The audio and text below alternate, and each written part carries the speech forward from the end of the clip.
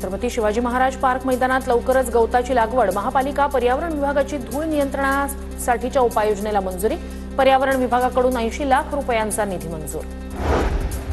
बोरिवली आणि विरार परिसरातील नागरिकांना पनवेल गाठण्यासाठी आता लोकल सेवा उपलब्ध होणार।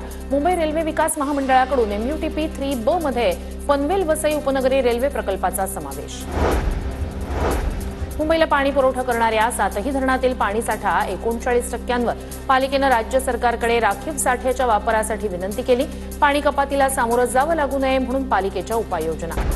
मराठवाड्यात उन्हाचा तडाखा वाढला। जायकवाडी धरणात 58% पाणीसाठा शिल्लक। मराठवाड्यातील प्रमुख 44 धरणांमध्ये केवळ 55% पाणीसाठा शिल्लक। बाष्पीभवनामुळे मोठ्या प्रमाणात पाणीसाठ्यात घट। जळगावच्या चोपडा कृषी उत्पन्न बाजार समितीत हरभरा, मका, गव्हाची आवक वाढली। विक्रीसाठी शेतकऱ्यांची मोठी गर्दी।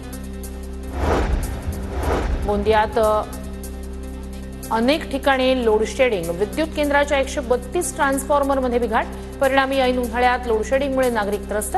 नागरिकांचा या विरोधात आंदोलनाचा इशारा। इचलकरंजीत कापसाच्या गोडाऊनला आग, 40 ते 50 लाखांचं नुकसान। 150 कापसाच्या गाठी जळून खाक। अथक प्रयत्नांनंतर आगीवर नियंत्रण।